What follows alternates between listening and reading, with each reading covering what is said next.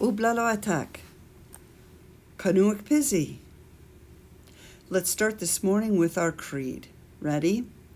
We, the students of Brevig Mission, believe in treating others with the respect we would like to have, feeling each other's pain and caring when one of us is hurting, being thoughtful and knowing others will return the favor, being honest and trustworthy, stopping ourselves and each other when we are being disrespectful, helping each other without being asked, practicing maturity to prepare ourselves for adulthood, and acting responsibly to keep ourselves away from trouble. We will be nice, we will be calm, we will carry on. Today we'll spend a few more minutes continuing our discussion on sexual harassment. Let's review the definitions first. In general, harassment is teasing, bothering, or annoying someone over and over. Sexual harassment, on the other hand, is any behavior that is sexual and unwanted. By the way, you guys, I apologize for my handwriting on this. One important thing to think about is, can boys sexually harass girls? Yes. Can girls sexually harass boys? Yes. Can boys sexually harass boys? Yes. Can girls sexually harass girls? Yes. Basically, anyone can sexually harass anyone. There's no limits on gender. It depends on what you're doing. Let's take a look at the 3 types of sexual harassment. There's verbal, written, and physical. Now for a couple of examples. Telling sexual jokes can be verbal sexual harassment if the jokes are unwanted. Saying who likes who can be verbal sexual harassment if it's unwanted. This would look like teasing somebody, maybe like George loves Zoe, George loves Zoe. A written example would be something like a sexual email or sending a note with a sexual message. A physical example would be something like cornering someone or pushing them in a corner and making them feel scared. Another physical example might be pushing against someone in an inappropriate way.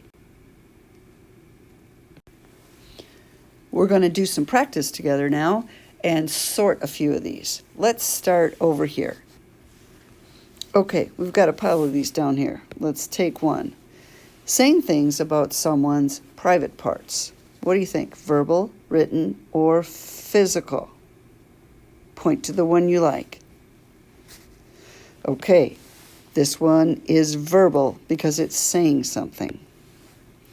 Leering, staring at someone's body. What do you think? Point to the correct one. Yes, this one is physical. Sexual drawings. Point. Written. Name calling. Hoe, slut, man whore. Verbal. Telling someone you want to do it with them. Verbal. Love letters that you send over and over. Written. Pulling someone's clothes up or down. Physical. Grabbing someone's private parts. Physical. Putting sexual graffiti on the wall. Written. Sexual text messages. Written. Telling someone you like them over and over. Verbal. Sexual gestures. Physical. Unwanted hugs or kisses. Physical. So these are all things a student or someone might do at some time in their lives without realizing these are sexual harassment.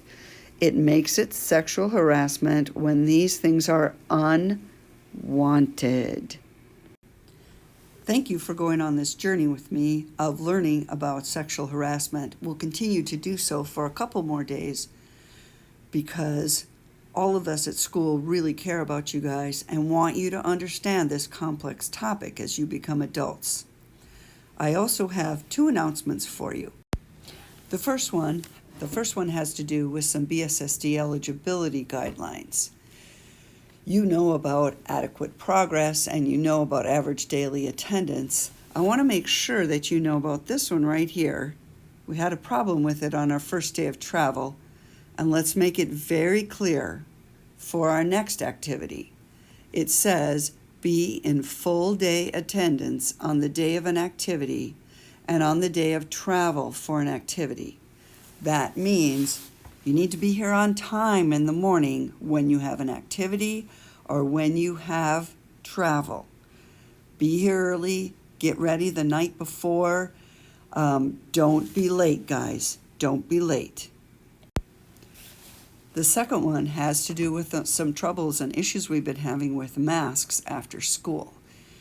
This is a direct quote from the Bssd COVID safety plan. Let's read this and look it over together so that we can make sure that everybody is doing what they need to do.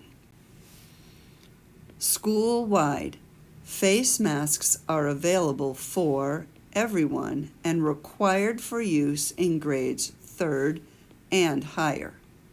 Mask breaks can be given when students are doing individual seat work, but masks have to be worn during group seat work in a cooperative learning. All school staff wear a mask. So if you are hanging out in a classroom after school, the expectation is that you would have your mask on unless it was a mask break, and that during a mask break you would be spread out throughout the room, and that all the adults in the room would have their masks on. So if you need more of a break than that, please ask to go outside or ask to go somewhere where you can take up and set the conditions for a mask break. If you're gathered together somewhere, masks need to be on, and help your staff person if they've made a mistake and forgotten. I know I do that. When I'm alone in my room, I'm on a mask break, and someone comes to talk to me, and I might need a reminder sometime.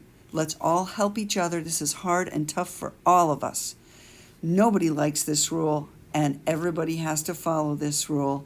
Let's take care of each other. Let's get good at this, and let's handle it, and just hope it doesn't last very much longer. Have a wonderful day, guys. Love you.